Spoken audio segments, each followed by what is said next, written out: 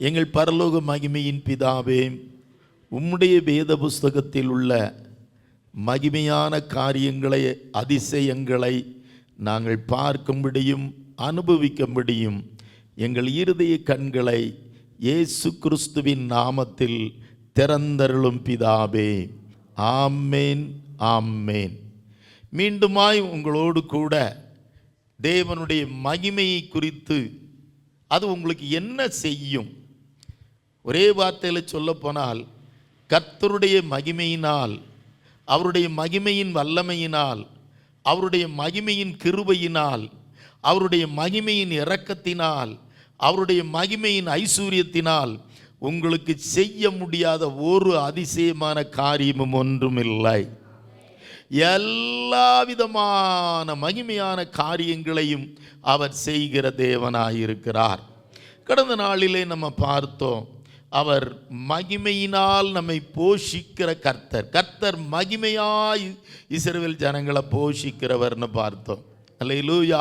40 வருடங்கள் வனாந்திரத்திலே உழைக்கலை, விதைக்கலை, அறுவடை செய்யலை, களஞ்சியங்கள் இல்லை, வருமானம் இல்லை. ஆனால் 40 வருடங்களும் தம்முடைய ஜனங்களுக்கு எல்லா தேவைகளையும் சந்தித்தவர் அவர். அல்லேலூயா. வஸ்திரங்களை கொடுத்தார், செருப்பு தேயாதபடி காத்தார், பாதங்கள் வீங்காதபடி காத்தார், தேவையான தண்ணீரை அப்பப்போ கொடுத்துக்கிட்டே இருந்தார், இறைச்சியை கொடுத்தார், பரலோக தூதர்களின் மன்னாவையும் கொடுத்து நடத்தி சென்று தன்னுடைய கானானுக்குள் அவர்களை அழைத்து சென்றார். இந்த நாளிலும் கூட ஆகையினால நாம் இன்னொரு காரியத்தை கூட இடையில 1ஆம் தேதியும் போன வாரம் ஒரு 2 ஆராதனைகளையும் நம்ம பார்த்தோம். அவருடைய ஆசீர்வாதங்களை நாம் பெற்றுக்கொள்ளுவதற்கு அவர் வரும் வரை இந்த வேத புஸ்தகத்தை, அவர் எழுதி கொடுத்த வேதத்தை, அவர் எழுதி கொடுத்த இந்த தீர்க்க தரிசன புஸ்தகத்தை, அவர் எழுதி கொடுத்த இந்த நியாய பிரமாணங்களை அவர் வரும் வரை நாம் வாசிப்பதில் ஜாக்கிரதையாயிருக்கணும். அல்லேலூயா. ஆமாம், நல்ல கர்த்தருடைய பிள்ளை நல்லா கவனிக்கணும். ஏன்னா வாசிக்கிறதுல தான், கர்த்தருடைய வார்த்தையில் தான் சகல நன்மைகளும் அடங்கி இருக்கிறது.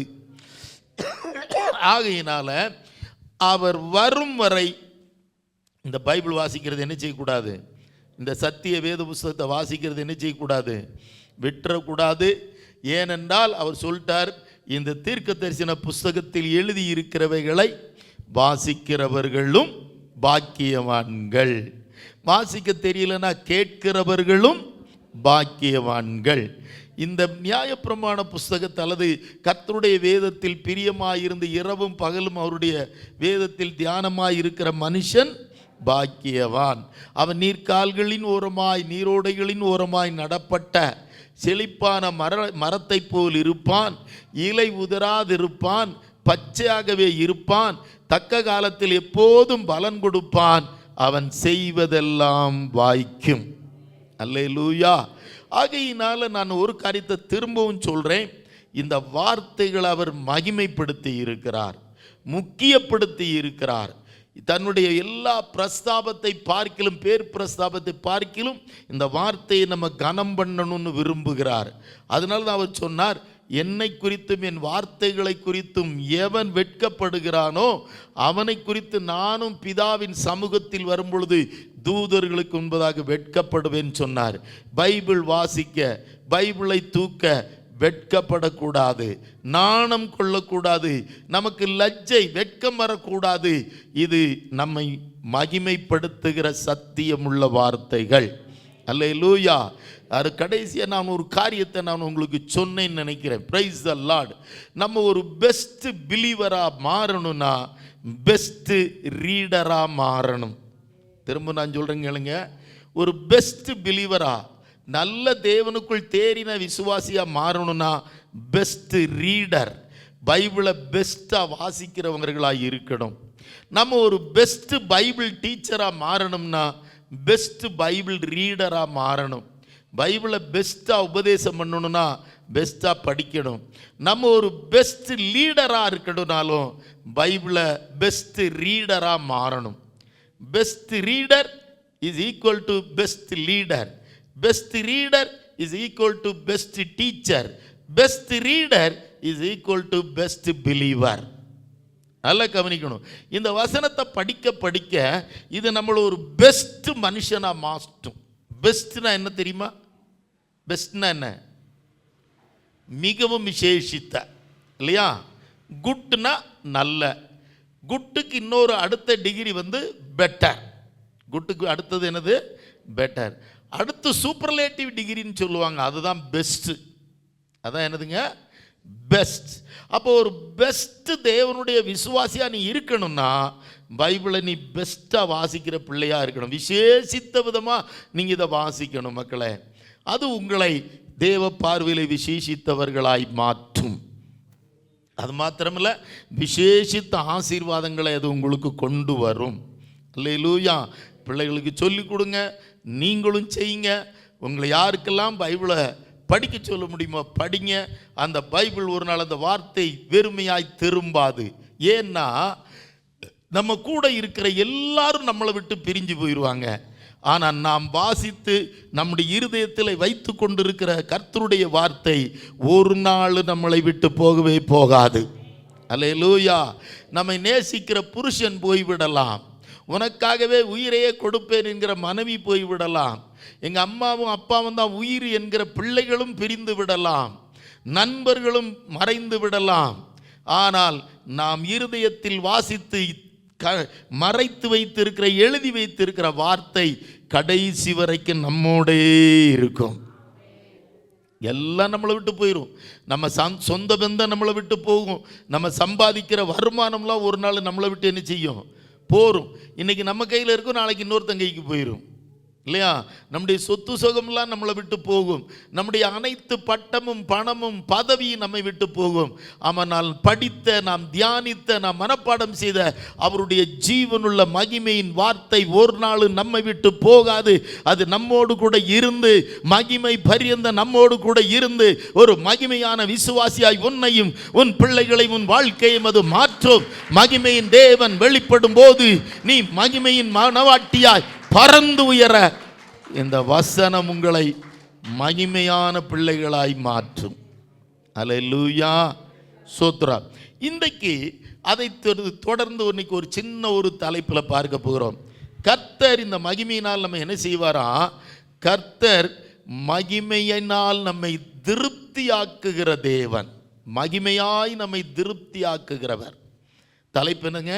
கர்த்தர் மகிமையாய் நம்மை திருப்திப்படுத்துகிறவர்.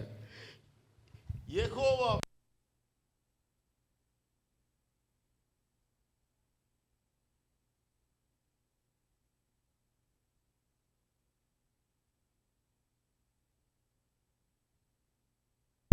அப்படின்னு சொல்லும் போதே திருப்திப்படுத்துகிற தேவன். எப்படி திருப்திப்படுத்துவாரா? மகிமையினால் திருப்திப்படுத்துவார், மகிமையாய் திருப்திப்படுத்துவார். இந்த உலகத்தில் இருக்கிற எல்லா பாவத்திற்கும், எல்லா விதமான மோசமான காரியங்களுக்கும் ஒரே ஒரு காரியம்தான் மனுஷன் வாழ்க்கையில் திருப்தி இல்லாததுனால தான் லஞ்சம், கைக்கூலி வாங்குறான். சம்பாதிக்கிற சம்பளத்தில் திருப்தி இல்லாதவன் திருட ஆரம்பிக்கிறான், சைடில் வாங்க ஆரம்பிக்கிறான். கொடுக்கப்பட்ட மனைவியிலே திருப்தி இல்லாதவன் வேசித்தனத்திற்குள் கடந்து போகிறான். கொடுக்கப்பட்ட குடும்ப உறவிலே திருப்தி இல்லாதவள் விபச்சார பாவத்திலே கடந்து போகிறாள். நமக்கு கொடுக்கப்பட்ட பணத்திலும் பதவியிலும் குடும்பத்திலும் எதிலுமே திருப்தி இல்லாதவன் தான் வாழ்க்கையிலே சூசைடும் பண்ணி கொள்ளுவார்கள். கிடைக்கிறதுல திருப்தி இல்லாதவங்க ஒரு நாளும் வாழ்க்கையில் சந்தோஷமாகவே வாழ முடியாது. அவங்க எப்பவும் முறுமுறுத்துக்கிட்டு இருப்பாங்க. ஆனால் ஒரே ஒரு தேவன் ஒருவர் இருக்கிறார், அவர் உன்னை எல்லா விதத்திலும் திருப்திப்படுத்துவார். அல்லேலூயா. நம்ம சம்பாதிக்கிற பணத்தினால் நாம் திருப்தி அடைய மாட்டோம். எவ்வளவு பணம் வந்தால், பைசா வந்தால் நமக்கு போதும்? சொல்லுங்களேன். எவ்வளோ பணம் வந்தால் திருப்தியாக இருப்பீங்க ஜோதி? சொல்லுங்கக்கா, ஒரு ஒரு ஒரு சாக்கு நிறைய 500 ரூபா கேட்ட கொடுத்துடலாமா? திருப்தி வந்துடுமா? அதை கொண்டு போய் வீட்டில் வச்சா விடிய விடிய உறக்கமும் வராது.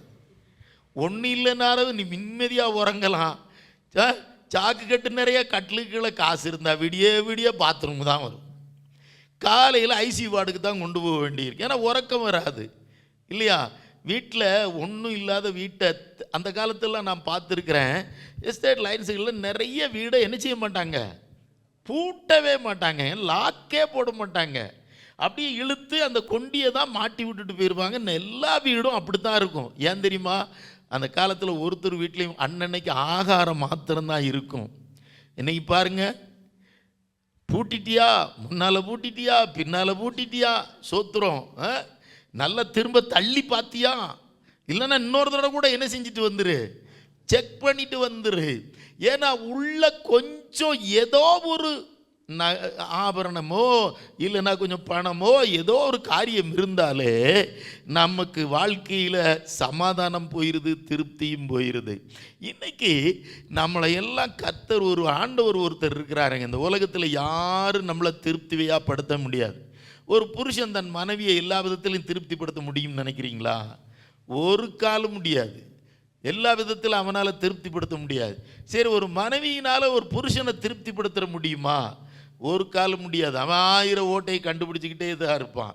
அது சரியில்லை, இது சரியில்லை, அப்படியா இப்படின்னு தான் இருப்பான். நம்மளுக்கு வருகிற வருமானம் நம்மளை திருப்திப்படுத்திடுமா? அதுவும் நடக்காது. நான் பைபிளில் தான் சொல்லியிருக்கு, பிரசங்கிலன்னு நினைக்கிறேன், காண்கிறதினால் கண்கள் என்ன செய்யாது, திருப்தி அடையாது. எத்தனை ஊரை போய் சுற்றி பார்த்துட்டு வந்தாலும் கேட்கிறதுனால் நம்முடைய செவியும் திருப்தி அடையாது. ஆனால் நம்மை திருப்திப்படுத்துகிற கர்த்தர் ஒருவர் இருக்கிறார். அவர் இந்த நாளில் உங்கள் மத்தியிலே உலாவிக் கொண்டிருக்கிறார். அவர் தம்முடைய மகிமையினால் உங்களை திருப்தி ஆக்குகிற கர்த்தர். அவருடைய குளோரி, அவருடைய தேஜஸ், அவருடைய மகத்துவம் உங்களை திருப்திப்படுத்தும். கொஞ்சம் வருமானமாக இருந்தாலும் அதில் என்ன இருக்குன்னு தெரியுமா? திருப்தி இருக்கும். கிடைச்ச குடும்ப ஜீவிதத்தில் திருப்தி இருக்கும். கிடைச்ச வருமானத்தில் திருப்தி இருக்கும்.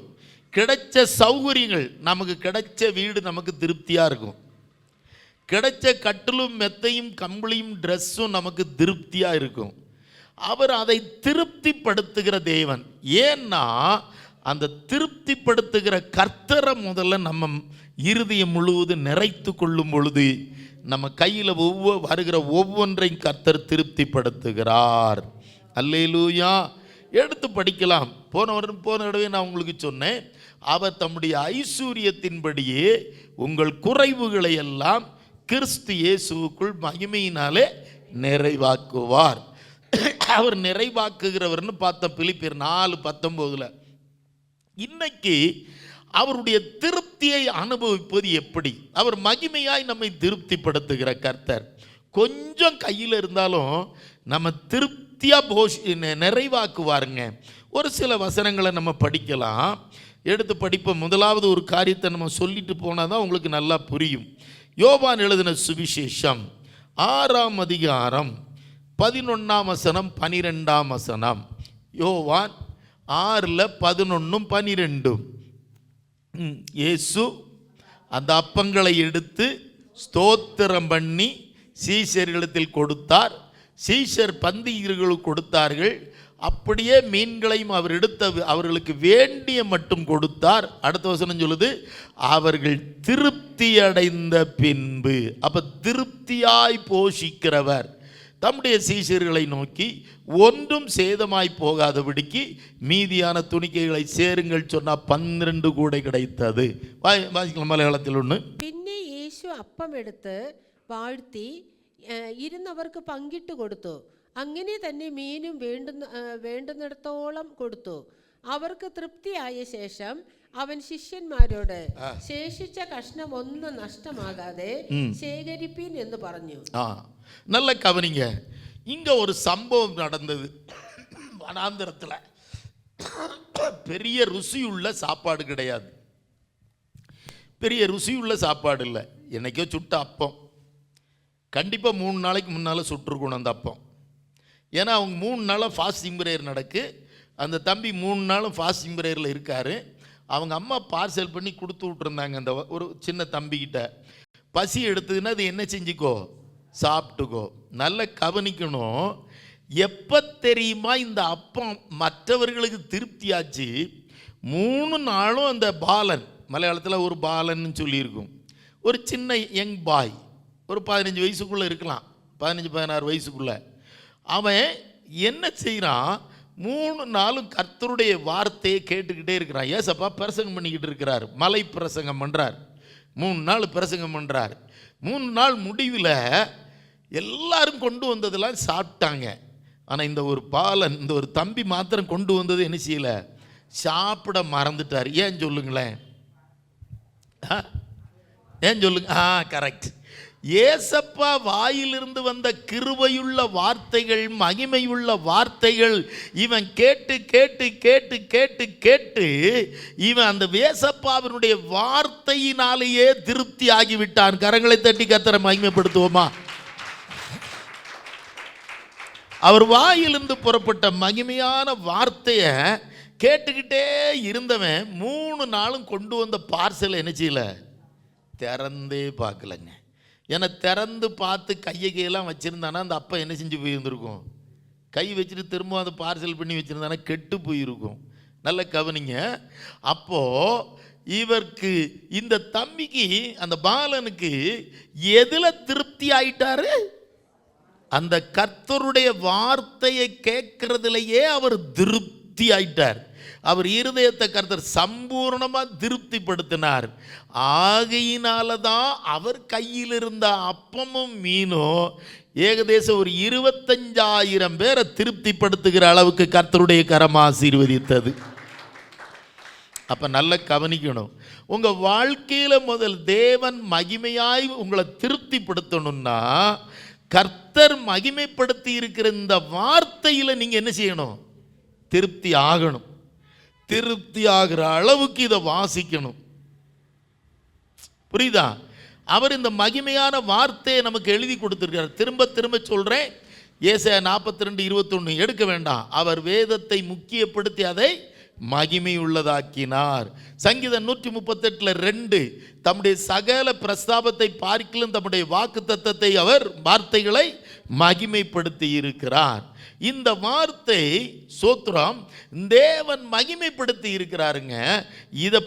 இதை திருப்தியாக சாப்பிடுகிறவன் எதை தொட்டாலும் அவன் வருமானம் திருப்தியாக இருக்கும். நான் சொல்ல புரியுதா உங்களுக்கு? பைபிள் யாரை திருப்திப்படுத்திச்சோ, இந்த மகிமையுள்ள வார்த்தைகள் யாரை திருப்திப்படுத்துதோ அவர்கள் வாழ்க்கையில் வருகிற வருமானம் அவர்களை திருப்திப்படுத்துகிற அளவுக்கு கர்த்தர் பெருக பண்ணுவார். உங்கள் வருமானம் ஒரு நாளும் குறைவாக இருக்காதுங்க. உங்கள் வருமானம் ஒரு நாளும் குறைவாக இருக்கும், ஆனால் குறைவு வராது. கொஞ்சமாக இருக்கும். உங்கள் வருமானம் கொஞ்சம் வருமானம் தான், ஆனால் குறைவு வராது. மாதம் உள்ள எல்லா செலவுகளுக்கும் அதை கர்த்தர் பெருக பண்ணுவார். மீதியானது சிலவற்றையும் எடுக்க கர்த்தர் கிருபை தருவார். அல்லேலூயா. இதை நீங்கள் அனுபவிக்கணுங்க. நான் என் வாழ்க்கையில் சிறு பிராயத்தில் இயேசுவை ஏற்றுக்கொண்ட காலகட்டத்திலிருந்து ஒரு 250 ரூபா சம்பளம், மாதம் 250 ரூபா, மாதமே 250 ரூபா சம்பளம் வாங்கின காலகட்டத்தில் இருந்து இந்த திருப்திய வருமானத்தில் அனுபவிக்கிறேன். கொஞ்சமாக இருக்கும், maybe little in our hands, but it will not never lack. நம்மகிட்ட கொஞ்சமாக இருக்கு, ஆனால் குறைவாகாது. நம்ம தேவைக்கு அது போதுமானதாக இருக்கும். எதில் திருப்தி அடைந்தவர்களுக்கு, எதில் திருப்தி அடைந்தவர்களுக்கு கர்த்தர் எழுதி கொடுத்திருக்கிற மகிமையான வாக்குத்தத்தங்களிலே, வார்த்தைகளிலே இதை படித்து படித்து இருதயத்தில் திருப்தியாக இருக்கிறவங்க தொடுகிறது எல்லாமே என்னதான் மாறும், திருப்தியாக மாறும். கரெக்ட். திரும்ப நான் சொல்கிறத புரிஞ்சுக்கோ. உங்கள் ஏர்னிங் லிட்டிலாக இருக்கலாம், கொஞ்சமாக இருக்கலாம், ஆனால் குறைவு வராது. செலவு பண்ண தேவையான அளவுக்கு உங்கள் வருமானங்களை கர்த்தர் பெருக பண்ணுவார். அல்லேலூயா. அது எப்படி பெருகி இருக்கும்? என்ன நடந்தது அங்கே? அந்த அப்பத்தை யார் கையில் கொடுக்குறாங்க? இப்போ அந்த பையன் யார் கையில் கொடுக்குறாங்க? கர்த்தராகி இயேசு கிறிஸ்துனுடைய கையில் கொடு. 11ஆம் வசனத்தை எல்லாரும் படிங்களேன். 6-11 எல்லாம் படிங்க. இயேசு அந்த அப்பங்களை எடுத்துனா எதில் எடுத்தாரு? கையில் எடுத்தார். இந்த கை தாங்க கர்த்தருடைய மகிமையுள்ள கைங்க. அல்லேலூயா, மகத்துவமான கைங்க. இந்த கையில் அந்த அப்பம் போகும்போது அதை எடுத்து வானத்தை நோக்கி பார்த்து இது என்ன பண்றாரு? ஸ்தோத்திரம் பண்ற. blessed, he blessed that, அதை ஆசீர்வதிக்கிறார். அதை ஸ்தோத்திரம் பண்ணாருங்கிறத விட இன்னொரு blessed that, அதை ஆசீர்வதிக்கிறார். எடுத்து அவன் அதை வாழிச்சு அதை ஆசீர்வதித்து அதுக்கப்புறம் யார்கிட்ட கொடுக்குறாரு? ஆமென். நல்ல கவனிங்க, இங்க ஒரு காரியம் நடந்தது. அவர் அந்த அப்பம் யாருடைய கைக்கு போச்சு? அவருடைய கரங்கள். எப்படிப்பட்ட கரங்கள்? ஆமென். glorious hands, மகத்துவம் உள்ள கரங்கள். அதை மட்டும் நீங்க செய்யுங்க. உங்க வீட்டில் நீங்க எல்லா தேவைகளையும் எல்லா காரியத்தையும் மனம் திரும்பாத உங்களுடைய புருஷன்மார், ஆண்கள், பெண்கள், மக்கள், மருமக்கள், பேரப்பிள்ளைகள் யாரெல்லாம் இருக்காங்களோ அவங்கெல்லாம் யார் கையில் கொடுங்க. கர்த்தாவே, உங்க கையில் என்னுடைய வீட்டில் மனம் திரும்பாத, ரட்சிக்கப்படாத, பின்மாற்றத்தில் போன இவர்கள் எல்லாம் உங்க கையில் நான் கொடுக்குறேன்பா. உங்க கை பட்ட இடத்துல மகிமை உண்டாகும். அவர்கள் வாழ்க்கை மகிமையாய் மாறும். அதுபோல வருமானம், சம்பளம் வாங்கின உடனே இந்த உனக்கு 10 கடன், இந்த ஓங்கடன், இந்த ஓங்கடன், இந்த ஓங்கடன்லாம் கொடுக்காதீங்க. கையில் முதல்ல வருமானம் வந்தால் நேராக வீட்டுக்கு கொண்டு வாங்க. சம்பளம் வாங்குற இடத்துல கடன்களை 4 பேருக்கு கடனை கொடுத்துட்டு வராதிங்க. பேங்கில்னாலும் சரி, எடுக்கிறதுக்கு முன்னாலே என்ன செய்யுங்க? அந்த பேங்கில் இருக்கிறத கர்த்தருடைய கரத்தில் கொடுங்க. கர்த்தருடைய கருத்தில், ஏசப்பா எனக்கு இவ்வளோ அமௌண்ட்டு இப்போது எனக்கு சம்பளம் விழுந்திருக்கு. எதில் விழுந்திருக்கு? என் அக்கௌண்ட்டில் விழுந்திருக்கு. இது உம்முடைய மகிமையின் கரம் தொடுவதாக. ஜெபம் பண்ணுங்க. நீங்கள் அதை செய்ய மாட்டேங்கிறீங்க. அதை எடுத்து அதை பிளஸ் பண்ணுங்க. நீங்களே உங்கள் வருமானத்தை ஆசீர்வதிங்க. உம்முடைய மகிமையுள்ள நாமத்தினால் என் வருமானத்தை நான் ஆசீர்வதிக்கிறேன். நீங்கள் ஆசீர்வதிச்சு பாருங்க. கர்த்தர் அந்த அப்பத்தை எடுத்து ஆசீர்வதித்து, இன்னொரு இடத்துல இருக்காது, இதில் சோத்திரம் பண்ணின்னு இருக்கும், இன்னொரு இடத்துல இருக்கும் மார்க்களையும் மத்தையில ஆசீர்வதித்து என்ன செய்து? ஆசீர்வதித்து. அப்ப கர்த்தருடைய ஆசீர்வதிக்கப்பட்ட மகிமையின் கரங்களில் அந்த அப்பம் போகும்போது, உன் வருமானம் போகும்போது அது நிச்சயமாகவே கொஞ்சமா இருக்கும். ஆனால் எடுக்க எடுக்க குறையாததா இருக்கும். எப்படி பெருகும் அது தெரியாது. அதான் மகிமை. நம்ம பிரசங்கம் பண்ணுறத ஒருவேளை பைபிள் தெரியாதவன் பாரு எல்லாம் ஜனங்களை ஏமாத்துறாம்பது. இது என்ன மாய வித்தையா? 1000 ரூபா 10,000 பெருகுங்கிறான், 10,000 1 லட்சமாக பெருகுங்கிறான். எனக்கு தெரியாது. எடுக்க எடுக்க உன் தேவைகளுக்கு தேவன் கொடுத்து கொண்டு இருப்பார். அல்லேலூயா. இந்த அப்பம் கர்த்தர் அது கையில் எடுத்து வானத்தை அண்ணாந்து பார்த்து ஆசீர்வதித்து கொடுத்த போது அந்த கூடையிலிருந்து எடுக்க எடுக்க அது என்ன செய்து கொண்டிருந்தது? வந்து கொண்டே இருந்தது. நீ உன் அக்கௌண்ட்டிலிருந்து ஏடிஎம் கார்டுலையோ எதுலையோ நீ எடுக்க எடுக்க எடுக்க தேவன் குறைவில்லாதபடி அந்த மாதம் முழுவதும் வருமானத்தை அவர் பெருக பண்ணுவார். அப்போ அக்கௌண்ட்டில் கிடந்த கையில் வந்ததுன்னா கையில் கொண்டு வந்து வீட்டில் வச்சு, ஆண்டவரே நீர் கொடுத்த இந்த வருமானத்தை நீங்களும் ஆசீர்வதிங்க. உங்கள் மகிமையின் கரத்தில் கொடுக்குற நீங்கள் ஆசீர்வதிங்க. நானும் கர்த்தராகிய இயேசுவின் நாமத்தில் நீர் எனக்கு கொடுத்த இந்த வருமானத்தை ஆசீர்வதிக்கிறேன். சிலருக்கு டெய்லி சம்பளமாக இருந்தால் டெய்லி ஜெபம் பண்ணிட்டு செலவு பண்ணுங்க. வார சம்பளமாக இருந்தால் வாரம் கொண்டு வந்து வச்சுட்டு ஜெபம் பண்ணுங்க. மாதமாக இருந்ததுன்னா மாதம் போய் வச்சு செலவு பண்ணுங்க. அதான் நான் அடிக்கடி சொல்லுவேன், உன்னுடைய ஆகார பாத்திரத்தை நீங்கள் ஆசீர்வதிங்க. அரிசி பாத்திரத்தை, கர்த்தாவே உம்முடைய மகிமையின் நாமத்தினால் என்னுடைய அரிசி பாத்திரத்திலே அரிசி ஆசீர்வதிக்கிறேன், அது ஆசீர்வதிக்கப்பட்டு இருப்பதாக. என் தண்ணீரை நான் ஆசீர்வதிக்கிறேன், நான் குடிக்கிற தண்ணீரை அது ஆசீர்வதிக்கப்பட்டு இருப்பதாக. என் வஸ்திரப்பட்டியை நான் ஆசீர்வதிக்கிறேன், அது உம்முடைய மகிமையின் நாமத்தினாலே ஆசீர்வதிக்கப்பட்டு இருப்பதாக. அப்படி சொல்லுங்க. ஹல்லேலூயா. என்னுடைய மனம் திரும்பாத என் புருஷனை, என் பிள்ளைகளை, மக்களை, மருமக்களை மகிமையான கர்த்தரின் நாமத்தில் ஆசீர்வதிக்கிறேன், உம்முடைய கையில் கொடுத்து ஆசீர்வதிக்கிறேன். அவர்கள் மகிமையின் பாத்திரங்களாய் மாறுகிறதற்காய் ஸ்தோத்திரம். ஹல்லேலூயா. நீங்கள் அந்த மகிமையை காண்பீர்கள். நீங்கள் அந்த மகிமையை அனுபவிப்பீர்கள். காண்பது மாத்திரமல்ல, நீங்கள் உங்கள் வீட்டில் அந்த மகிமையை அனுபவிப்பீர்கள். இப்போ என்னாச்சு? ஸ்தோத்திரம், எடுத்து பிட்டு கொடுத்தார். ஸ்தோத்திரம். அந்த பிட்டு கொடுக்கிறது என்பது நொறுக்கி கொடுத்தார் என்பது சில நேரங்களில் அந்த அப்பங்கள் நொறுக்கப்படுவது என்பது நமக்கு வருகிற சில பாடுகளை குறிக்கும். சில நேரம் நமக்கு பாடுகள் வரும்பொழுது, நொறுக்கப்படும் பொழுது தான் நம்ம கர்த்தரை நெருங்கி வர்றோம் இல்லையா? ஆமாம், பிரச்சனைகள் பாடுகள் வரும்பொழுது நம்ம இன்னும் கொஞ்சம் ஆண்டவரை நெருங்கி வருவோம்.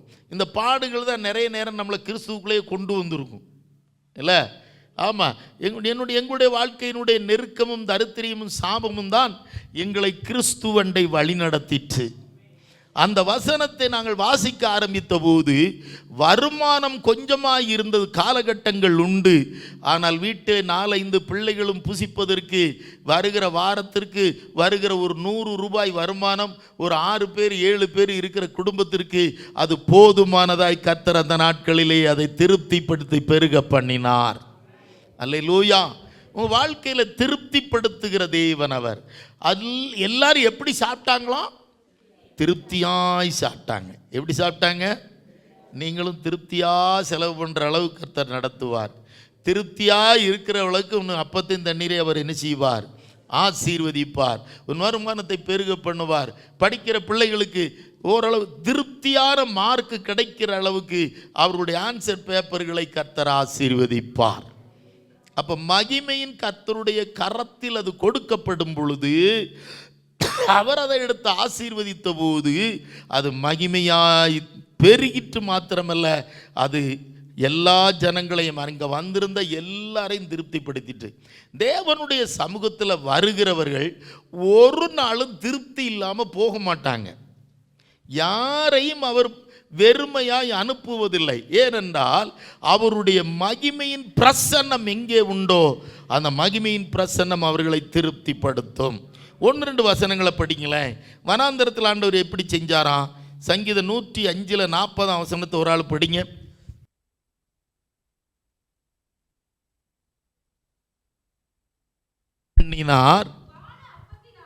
வானத்தின் அப்பத்தினால் அவர்களை திருப்தியாக்கினார். അവർ ചോദിച്ചപ്പോൾ അവൻ കാടുകളെ കൊടുത്തു, സ്വർഗീയ ഭോജനം കൊണ്ടും അവർക്ക് തൃപ്തി വരുത്തി. ആമേൻ. திருப்தி மேல இருந்தா வரணும், கர்த்தருடைய கையில் இருந்தா வரணும். பூலோகத்தில் ஒருத்தனுக்கு 1 கோடி இல்லை, 1 லட்சம் கோடி இருந்தாலும் ஒருத்தனுக்கு என்ன வராது? திருப்தி வரவே வராது. 500 ரூபாயா இருக்கும்போது ஒரு நாளைக்கு 1000 ரூபா சம்பளம் கிடைச்சா நல்லா இருக்கும்பாங்க. சரி, சம்பளம் 1000 ரூபாய் ஆயிடுச்சு, அதுவும் பத்தாது. ஒரு நாளைக்கு ஒரு 2000 ரூபா கிடைச்சா நல்லா இருக்கும்பாங்க, அதுவும் வந்துச்சு. இப்போ மாதம் ஒரு 50,000 வந்தது, அப்பவும் திருப்தி இல்லை. 1 லட்சம் வந்தாலும் திருப்தி வராது. ஆனால் அவைகளை கர்த்தர் ஆசீர்வதிக்கும் பொழுது அது உனக்கு திருப்தியை கொடுக்கும். அது என் வாழ்க்கையில் அனுபவிக்கிறேன்.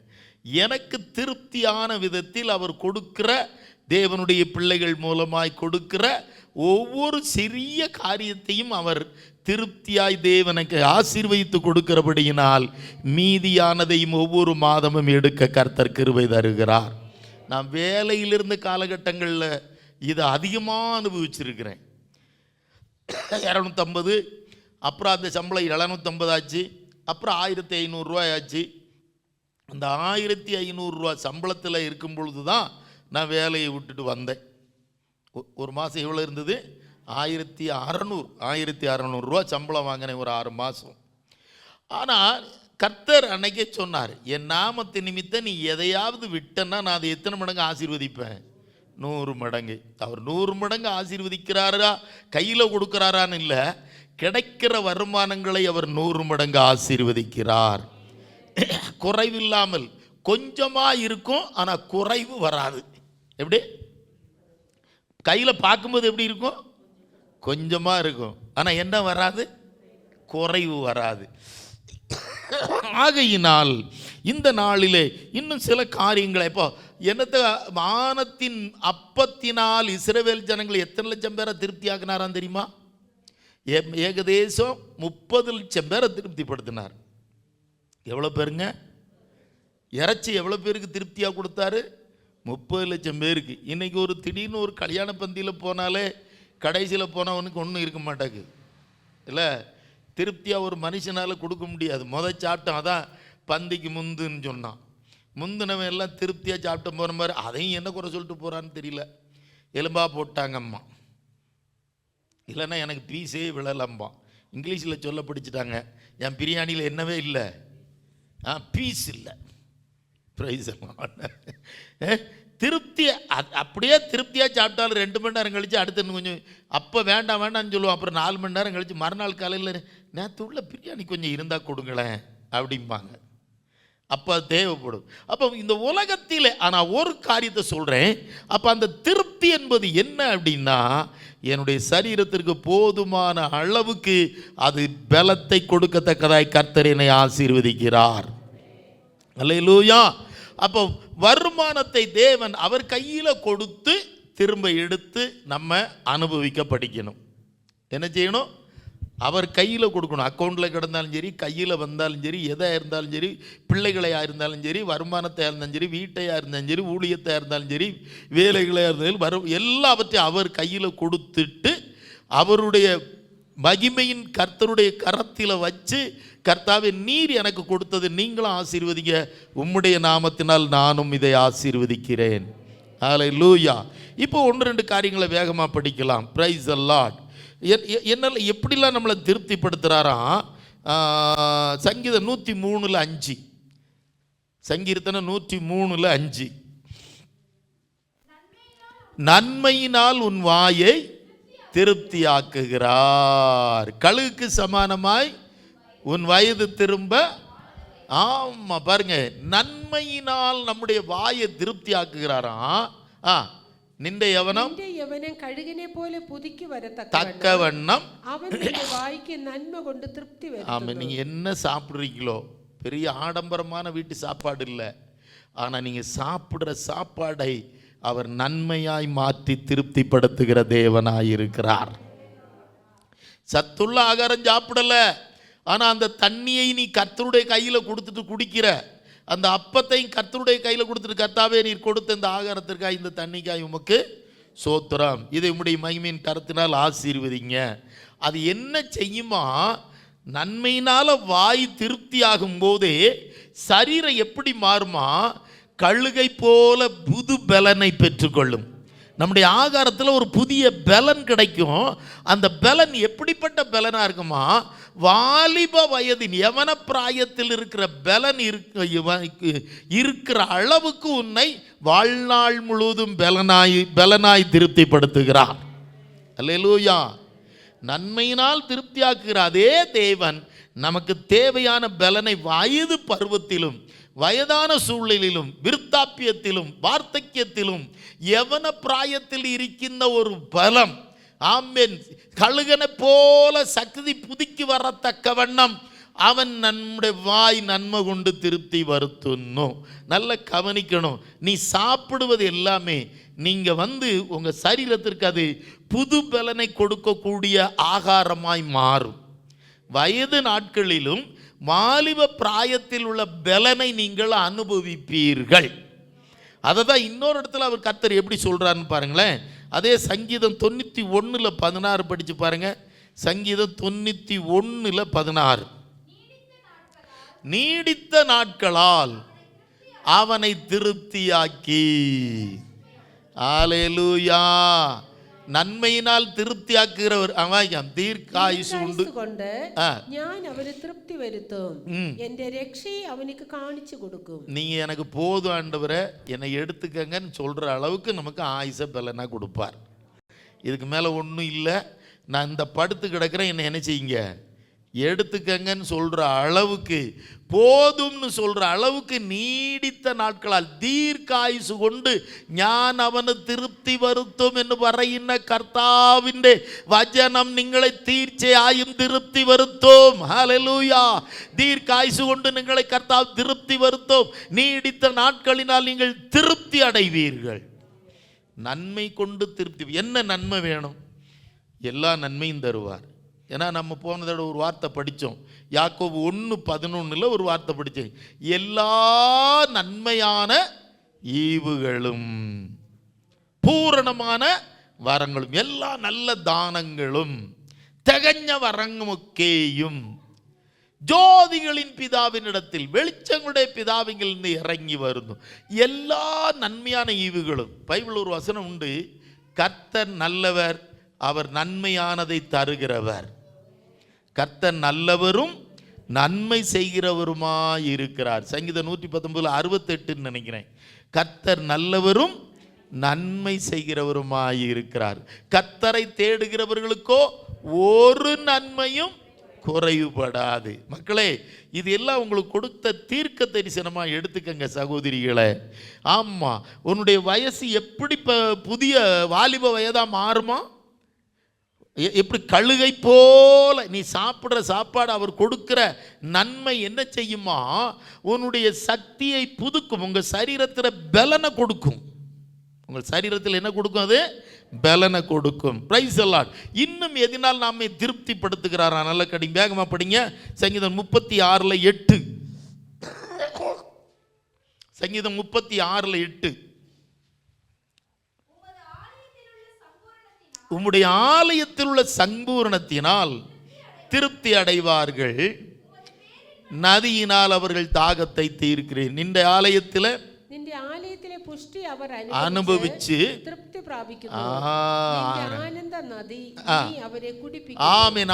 ஆலயத்திலே புஷ்டி, ஆராதனையில நீங்க தேவனை துதிக்க துதிக்க துதிக்க துதிக்க உங்களுடைய இருதயம் திருப்தி அடைகிறது, உங்களுடைய மாம்சமும் திருப்தி அடைகிறது. சம்பூர்ண திருப்தியினால் ஆராதனையில் உங்களை நிரப்புகிற தேவனாயிருக்கிறார். அல்லேலூயா. ஆலயத்தில் புஷ்டி கொண்டு, ஆலயத்தில் புஷ்டி என்னது? அவரை துதிக்க துதிக்க தேவ பிரசன்னம், நம்ம மகிமையின் பிரசன்னம் நம்ம மேலே இறங்கும். நம்ம கேட்குற வார்த்தை நம்முடைய இருதயத்தை பலப்படுத்தும், புஷ்டியாக்கும். ஆமாம். நமக்கு கர்த்தர் ஆலயத்தில் வைத்திருக்கிற 2 புஷ்டி என்ன தெரியுமா? 2 பெரிய சம்பூர்ணம் என்ன தெரியுமா? ஒன்று அவரை துதிக்கும் பொழுது இறங்குகிற அவருடைய மகிமை, இன்னொன்று நாம் படிக்கிற கர்த்தருடைய வார்த்தை, மகிமையான வார்த்தை. இது 2 நம்மளை என்ன செய்யுதான்? சம்பூர்ணமாய் திருப்தி அடைய பண்ணுகிறது. எப்படி திருப்தி அடைய பண்ணுகிறது? ஆமென். இந்த ஆலயத்தில் புஷ்டி அவர் அனுபவித்து திருப்தி பிராபிக்கணும். ஆலயத்தில் சம்பூர்ணத்தினால் திருப்திப்படுத்துகிறார். இன்னொரு காரியத்தை ஆண்டவர் சொன்ன ஒரு வசனத்தை நீங்கள் எடுத்து படிங்களேன், அது எல்லாரும் படிக்க வேண்டிய ஒரு வசனம். எரேமியா 31:14. எரேமியா 31:14 அவர் சொல்லியிருப்பார் அங்க. எரேமியா 31:14 ஆசாரியர்களின் ஆத்துமாவை கொழுமையானவைகளினால் பூரிப்பாக்குவேன், என் ஜனங்கள் நான் அளிக்கும் நன்மையினால் திருப்தி ஆவார்கள் என்று கர்த்தர் சொல்லுகிறார். ஒரு அல்லேலூயா சொல்லுங்க. ഞാൻ പുരോഹിതന്മാരുടെ പ്രാണനെ പുഷ്ടി കൊണ്ട് തണുപ്പിക്കും, എന്റെ ജനം എന്റെ നന്മ കൊണ്ട് திருப்தி பிராபிக்கும் എന്ന് യഹോവയുടെ അരുളപ്പാട്. இது யார் சொன்னதா? கர்த்தர் சொல்லுகிறார். ஆனா அங்க ஒரு கண்டிஷன் எழுதியிருக்கு, என் ஜனங்கள். ஒவ்வொரு இடத்துல ஒரு கண்டிஷன் இருக்குங்க. ஆலயத்தில் நன்மை, அப்ப ஆலயத்தை கனம் பண்ணணும். ஆராதனை என்ன செய்யணும்? கனம் பண்ணணும். வீட்டில் இருந்துக்கிட்டு, நாங்கள் வீட்டில் டிவியில் பார்த்துக்கிட்டே ஆராதிக்கிறோம்லாம் கொஞ்சம் பிரிப்பம் சொல்ல படிச்சிருக்கானுங்க. வீட்டில் நாங்கள் எதை பார்த்துக்கிட்டே ஆராதிச்சுக்கிட்டு இருக்கோம்? டிவியில் பார்த்துக்கிட்டே குடும்பம் நடத்த முடியுமா? இல்லை டிவியில் பார்த்துக்கிட்டே அவன் சாப்பிட்றத பார்த்துக்கிட்டே நீ அப்படியே சாப்பிடேன். டிவியில் ஒருத்தர் 30 பேர் உட்காந்து சோறு சாப்பிட்றாங்கங்க. நீங்கள் அதில் நீயே இங்கே உட்காந்து நீ வெறு பிளேட்டை எடுத்து வச்சுக்கிட்டு என்ன செஞ்சு பாரு, தின்னு பாரு. சும்மா அதெல்லாம் ஒரு ப்ராடு வேலை. எப்போ ஒன்றும் வழியில் சோமுலாம் படுத்து கிடக்கிறேன், எதையோ பார்க்குறோம், கேட்குறதுல தப்பு கிடையாது. ஆனால் அதையே ஒரு கஷ்டமாக பழக்க வழக்கமாக கொண்டு விடக்கூடாது. ஆலயம் என்பதை தேவன் நமக்காக ஏற்படுத்தி தந்திருக்கிறார். சபை கூடி வருதலை என்ன செய்யக்கூடாது? விட்டுவிடக்கூடாது. ஆராதனை என்பது தேவன் தம்முடைய ஜனங்களுக்காக உண்டாக்கி வைத்திருக்கிற, நேரடியாய் வந்து பாடி ஒரு முகத்தை ஒரு பார்த்து கர்த்தருடைய முகத்தை நாம் எல்லாரும் பார்த்து துதிக்கிற இடம். அவர் சொல்லிட்டார், என் ஜனங்கள் நான் கொடுக்கும் நன்மையினால் திருப்தி ஆவார்கள். அப்ப நீங்க அவர் ஜனங்கள் என்பதை வெளிப்படுத்தணும். என்ன செய்யணும்? அவருடைய ஜனங்கள் என்பதை வெளிப்படுத்தணும். உங்கள் சுபாவத்தில், உங்கள் பேச்சில், உங்கள் வஸ்திரத்தில், நீங்கள் எங்கே போனாலும், ஸ்கூலில் போனாலும், காலேஜுக்கு போனாலும், கல்யாண வீட்டுக்கு போனாலும், மரண வீட்டுக்கு போனாலும், யாத்திரை போனாலும், நீங்கள் கர்த்தருடைய ஜனங்கள் என்பது உங்களுடைய பிரவர்த்தியிலூടെ, அதாவது உங்கள் கிரியைகளினாலே நீங்கள் கர்த்தருடைய பிள்ளைகள் என்பதை வெளிப்படுத்தணும். மாற்றம் வரணும். என்ன செய்யணும்? ஆமாம், இயேசுவை ஏற்றுக்கொள்வதற்கு முன்னால் இருந்ததை இப்போ விட இயேசு கிறிஸ்துவை ஏற்றுக்கொண்ட பிறகு உங்களுடைய வாழ்க்கையில் சில மாற்றங்கள் இருக்கணும். கடந்த வாரம் ஒரு குடும்பங்க வந்தது. ஐயா, நாங்கள் இப்படி இருக்கிற மாதிரியே இருந்துக்கிறோம், ஆனால் நாங்கள் சபைக்கு மட்டும் வாரோம் அப்படின்னுச்சு. எப்படி? வரும்போதே, உள்ளே வரும்போதே நாங்கள் அது நிறையா மேலேருந்து கீழே வரைக்கும் நிறையா இங்கே எல்லாம் நிறையா இருந்துச்சு. அவங்க வீட்டுக்காரரும் அதுவும் வந்து உட்காந்து 1 மணி நேரம் பேசிக்கிட்டு இருந்துட்டு கடைசியில் சொல்லிட்டு, நாங்கள் இதெல்லாம் ஒன்றும் மாற்ற மாட்டோம், ஆனால் உங்கள் சபைக்கு நாங்கள் வேணா வாரோம். நான் சொன்னேன், நீங்கள் வாங்க, கர்த்தர் உங்கள்கிட்ட என்ன பேசுகிறாரோ அதன்படி என்ன செய்யுங்கன்னு. அதுக்கிடையிலே ஒரு சகோதரி சொல்லி கொடுத்து, அங்கெல்லாம் போனால் நம்ம விருப்பப்படி வாழ முடியாதுக்கா, வா நான் ஒரு சபை காட்டுறேன்னு சொல்லி கூட்டிவிட்டா. நான் அங்கே தான் போய்கிட்டு இருந்தேன், அவர் அப்படி இப்படின்னாரு. இப்போ நான் எல்லாம் செய்கிறேன், நான் என்னையும் ஏற்றுக்கிட்டாங்க ஒரு சபைக்காரங்க. அங்கே வா, நீ இஷ்டம் போல் என்ன செஞ்சுக்கலாம். அவர்கிட்ட நமக்கெல்லாம் ஒத்து வராதுக்கா சொல்லி கூட்டிகிட்டு போயிருக்காங்க. அப்போ சிலருக்கு வந்து எதையுமே விடமாட்டேன், எந்த மாற்றமும் இருக்காது, ஆனால் கர்த்தர் என்ன செய்யணும்? ஆசீர்வதிக்கணும். நான் எப்படிலாம் இருக்கேனோ அப்படிலாம் இருப்பேன், நான் என்னெல்லாம் செய்கிறேன்னு அதெல்லாம் அப்படித்தான் சொல்கிறாங்க அவங்க 2 பேரும். நாங்கள் எங்கள் வாழ்க்கையில் எதையுமே மாற்ற மாட்டோம், வேணா எங்கள் இருதயத்தை கர்த்தருக்கு கொடுப்போம். சரி கொடுங்க, நான் அதையும் சொல்லிட்டேன், நான் கொடுங்க, கொடுத்துட்டு ஒரு 5-6 மாதம் வாங்க, இல்லை எங்களுக்கு அடுத்த வாரமே ஞானசானம் வேணும். எதையுமே விட மாட்டாங்களாம். என்ன வேணுமா? ஞானசானம் வேணுமா? சூத்ரம். இப்படி கொஞ்சம் பேர் இருக்காங்க. நாங்கள் எதையுமே ஒருவன் கிறிஸ்துவுக்குள் இருந்தால் எப்படி இருக்கிறான்? புது சிருஷ்டியாய், நியூ ஜெனரேஷன், நியூ கிரியேஷன். பழையவைகள் கொஞ்சம் என்ன செய்யணும்? ஒழியணும். பழைய காரியங்களில் நீங்கள் பிசாசின் மக்கள் என்பதற்கு சில அடையாளங்கள் உங்கள் சரீரங்களில் இருக்கும். நீங்கள் அதை போட்டிருப்பீங்க, அதை செஞ்சிருப்பீங்க. ஆனால் கர்த்தருடைய பிள்ளைகளுக்கு அந்த சரீரம் இயேசுவை போல மறுரூபப்படணும். அல்லேலூயா. ஸோ இன்னைக்கு யாருமே எதையுமே விடக்கூடாது. ஆனால் ஆண்டவர் எங்களை என்ன செய்யணுமா? ஆசீர்வதிக்கணுமா? நாங்கள் இப்படியே இருந்துக்கிறோம், எங்களை நீங்கள் ஒன்றும் சொல்லக்கூடாது. இந்த சபைக்கு வரும்போது எங்கள் எஸ்டேட்டில் 2 பேர் சொன்னாங்க, அவர் பயங்கரமாக சொல்லுவார், அவர்கிட்டலாம் நீங்கள் ரொம்ப நாள் என்ன செய்ய முடியாது, போக முடியாது அப்படின்னாங்களாம். பரவாயில்ல, இப்படிப்பட்ட ஒரு பேரை கர்த்தர் எஸ்டேட்டில் எனக்கு கொடுத்துருக்காரு, அது போதும். அல்லேலூயா. ஆமாம். ஒருத்தி சொல்கிறா, அவர் உபதேசம்லாம் நமக்கு ஒத்துக்கிடாதுக்கா, அவர் அதை செய்யாத, இதை செய்யாத, அதை பார்க்காத, அங்கே போகாத, இங்கே போகாத, அதை வைக்காத, இதை வைக்காதம்பாரு. நமக்கு எல்லாம் செஞ்சால் தானக்கா வாழ்க்கையில் சந்தோஷமாக இருக்கும். நான் தேவன் கொடுக்கிற திருப்தி, நீ என்ன வச்சாலும் திருப்தி வராது. உன் இருதயத்தில் இயேசு வந்து அவருடைய மகிமையின் பிரசன்னம் உன்னை மூடுமானால் எல்லாவற்றாலும் நீ திருப்தி அடைவாய். அல்லேலூயா. அவர்தான் திருப்திப்படுத்துவார், அவர் திருப்திப்படுத்துகிறார். நல்ல என் ஜனங்கள் நான் அணிக்கும் நன்மையினால் திருப்தி ஆவார்கள். சோத்ரா. கடைசி இன்னும் ஒரே ஒரு காரியத்தை மட்டும் இன்னைக்கு நம்ம பாருங்க, அவர் எப்படி நம்மளை கடைசியை திருப்திப்படுத்துறாதான். சங்கீதம் 17:15 இதாங்க கடைசியாக இருக்கிற உண்மையான ஒரு திருப்தி. சங்கீதம் 17:15 நானோ முகத்தை தரிசிப்பேன், நான் விழிக்கும்போது உமது சாயலால் திருப்தியாவேன்.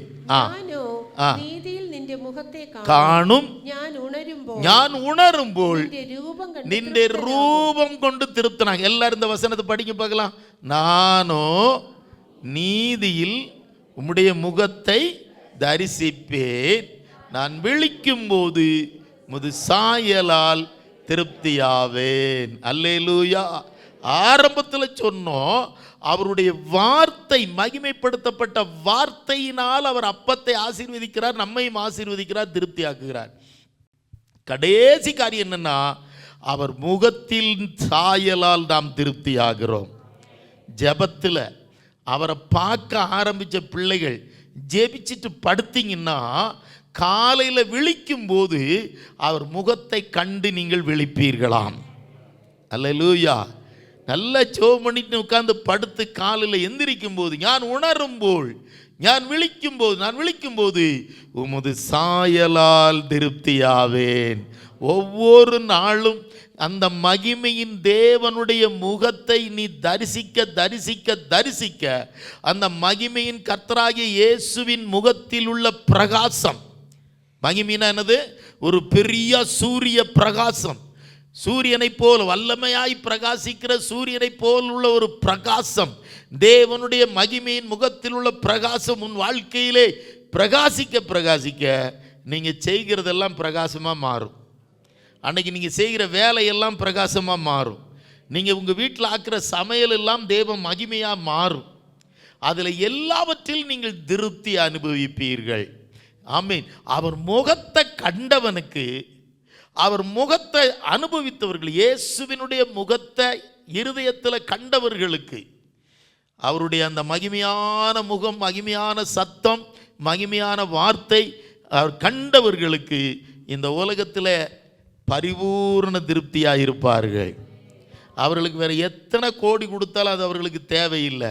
இயேசுவின் சாயலை கண்டவன் இந்த உலகத்திலேயே எல்லாவற்றையும் விட அதிகமாய் அவருடைய சாயலில் அவர் திருப்தி அடைவான். நான் இயேசுவை கண்டேன், அது போதும். என் இருதயத்தில் இயேசுவை கண்டு ஏற்றுக்கொண்டேன், அது போதும். என் வாழ்க்கையில் இயேசுவை கண்டு கொண்டேன், அது போதும். இயேசுவின் மகிமையின் இரத்தத்தினால் கழுவப்பட்டேன், அது போதும். எனக்கு இயேசு ஒரு மகிமையான ராஜ்யத்தை வைத்திருக்கிறார், எனக்கு அது போதும் என்று சொல்லி இந்த உலகத்தில் ஒரு எம்டினஸ் அவன் இருதயத்தில் இருக்காது. இயேசுவினுடைய முகத்தை தரிசித்தவர்கள், இயேசுவினுடைய மகிமையின் வார்த்தையை அனுபவித்தவர்களுக்கு இந்த உலகத்தில் வெறுமையே இருக்காது, ஒரு சூனியமே இருதயத்தில் இருக்காது. என் இருதயம் சூனியமாக இருக்கு, காலியாக இருக்கு, எம்டியாக இருக்குன்னு சொல்லவே மாட்டாங்க. இயேசுவினுடைய வசனத்தை, மகிமையின் வசனத்தை கேட்டவர்கள், இயேசுவின் முகத்தை தரிசித்தவர்கள் இருதயம் பரிபூர்ணமாய் நிறைந்திருக்கும்.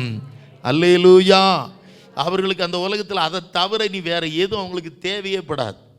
எல்லாம் இந்த உலகத்தில் எல்லாவற்றிலும் அவங்க திருப்தி ஆயிடுவாங்க. ஏன்னா எல்லாவற்றையும் விட திருப்திப்படுத்துகிற கிறிஸ்துவின் சாயல் அவர்கள் முகத்தை பிரகாசிப்பிக்கிறது, இருதயத்தை நிரப்புகிறது. அப்போ நல்ல கவனிக்கணும் கர்த்தருடைய பிள்ளையே. அவருடைய மகிமைப்படுத்தப்பட்ட கரங்களில் நாம் நம்மையும் நம்முடையவைகளையும் கொடுக்கும் பொழுது அவர் திருப்திப்படுத்துகிறார். அவர் மகிமைப்படுத்தப்பட்ட வார்த்தையின்படி நாம் வாழும் போதும், அவர் மகிமைப்படுத்தப்பட்ட வாக்குத்தத்தங்களை நாமும் சொல்லி ஜெபிக்கும் போதும் அவர் நம்மை திருப்திப்படுத்துகிறார். அவருடைய மகிமையின் முக சாயலை நாம் தரிசிக்கும் போதும் அவர் நம்மை திருப்திப்படுத்துகிறார். அவருடைய மகிமை நிறைந்த ஆராதனையில் நாம் ஆவியோடும் உண்மையோடும் அவரை பாடி துதித்து ஆராதிக்கும் போது, அவருடைய மகிமை நம்மை மூடும் போது, அந்த ஆராதனையில் வருகிற சம்பூரணத்தினாலே, பரிபூர்ணத்தினாலே நம்மளை திருப்திப்படுத்துகிறார். மகிமையின் கரங்களினால் திருப்திப்படுத்துகிறார், மகிமையின் வார்த்தையினால் திருப்திப்படுத்துகிறார், மகிமையினால் ஆராதனையினால் திருப்திப்படுத்துகிறார். அவர் மகிமையினுடைய முக சாயலினால் நம்ம என்ன செய்கிறார்? திருப்திப்படுத்துகிறார். இந்த தேவனை நாம் பிடித்து ஆராதிக்கும் போது 1000 கோடி இல்லாதவனுக்கு ஒரு திருப்தியுள்ள வாழ்க்கை, 1000 சம்பாதித்து வாழுகிற உங்கள் வாழ்க்கையில் இந்த பரிபூர்ண திருப்தி உண்டாயிருக்கும். கொஞ்சமாக இருக்கும், ஆனால் குறைவே இருக்காது, அது திருப்தியாக இருக்கும். அந்த மகிமையின் தேவன் உங்களை திருப்திப்படுத்துகிறவராக இருக்கிறார். பயப்படாதிருங்கள். அந்த மகிமையின் தேவனுடைய கரங்களிலே உங்களையும் உங்களுடைய அத்தனை காரியங்களையும் ஒப்புக் கொடுங்கள். பிள்ளைகளை ஒப்புக் கொடுங்கள், குடும்பங்களை ஒப்புக் கொடுங்கள், வேலைகளை ஒப்புக் கொடுங்கள், வருமானங்களை ஒப்புக் கொடுங்கள், படிப்பை ஒப்புக் கொடுங்கள், வரும் காலங்களை ஒப்புக் கொடுங்கள். எல்லாவற்றிலும் தேவன் திருப்திப்படுத்துகிறவராக இருக்கிறார். நீ புசிக்கிற ஆகாரத்தையும் குடிக்கிற தண்ணீரையும் அவர்கிட்ட ஒப்புக்கொடு, அவர் அதையும் உனக்கு ஆசீர்வதித்து திருப்திப்படுத்துவார். நன்றாய் தேவனுடைய ஆலயத்தில் வந்து ஆராதித்து மகிமையின் தேவனை ஆராதி, அந்த மகிமையின் பிரசன்னம் உங்களை இருதயத்தில் திருப்திப்படுத்தும். நீங்கள் எப்பவும் திருப்தியாக இருப்பீங்க. உங்கள் வாழ்க்கையில் முறுமுறுப்பே இருக்காது, ஒரு வெறுமையே இருக்காது, ஒரு காலியே இருக்காது, ஒரு எம்டினஸே இருக்காது. எப்பவும் நீங்கள் சந்தோஷமாய் திருப்தி அடைவீர்கள். என் ஜனங்கள் நான் கொடுக்கும் நன்மையினால் திருப்தி ஆவார்கள் என்று கர்த்தர் சொல்லுகிறார். ஆகினால அவருடைய ஜனங்களாயிருப்போம்.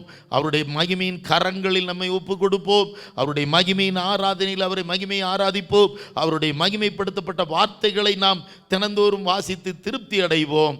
கர்த்தர் தம்முடைய சாயலினாலும் நம்மை திருப்திப்படுத்துகிறார். ஆமேன். அவரை எப்பொழுதும் நாம் ஜெபத்திலேயோ அல்லது வேதத்தை காணும் பொழுதும் அவருடைய முக சாயலை காண முடியும், ஜெபத்தில் காண முடியும். அந்த சாயலால் கர்த்தர் உங்களை திருப்தியாக்குவார். நல்ல தீர்க்காயுசினாலும் உங்களை திருப்தியாக்குவார். நல்ல வாலிப பிராயத்தில் இருக்கிற பலத்தினாலும் உங்களை திருப்தியாக்குவார். ஆமீன். நிறைவான ஐஸ்வர்யத்தை கொடுத்து தேவை எவ்வளவோ அவ்வளவுக்கு வருமானத்தை உங்களை ஆசீர்வதித்து உங்களை திருப்திப்படுத்துவார். எவ்வளவு நாள் நீங்கள் ஜீவிக்கணுங்கிறீங்களோ அந்த நீடித்த நாட்களை கொடுத்து திருப்திப்படுத்துவார். நீங்கள் விரும்புகிற பலனை கொடுத்துவார். ஆமீன். யவன பிராயத்தில் உள்ள கழுகை போல பலன் கொடுத்து உங்களை திருப்திப்படுத்துவார். எல்லா விதத்திலும் உங்களை பரிபூர்ணமாய் திருப்திப்படுத்துகிற கர்த்தர் உங்களோடு இருக்கிறார். அல்லேலூயா. நான் குறைவுகளோடு இந்த வாழ்க்கையை ஓட்டத்தை முடிக்கிறேன்னு ஒருத்தரும் சொல்ல மாட்டீங்க. கர்த்தர் எனக்கு பரிபூர்ணமான ஒரு வாழ்வை தந்தார், நான் சந்தோஷமாய் என் தேவனிடத்தில் கடந்து போகிறேன் என்று திருப்தியோடு கூட ஓட்டத்தை ஓடி முடிக்க கர்த்தர் நமக்கு தம்முடைய மகிமையின் கரங்களினாலும் வார்த்தையினாலும் சாயலினாலும் உங்களை திருப்தியாக்குவாராக. அவர் உங்களோடு கூட இருக்கிறார். God bless you.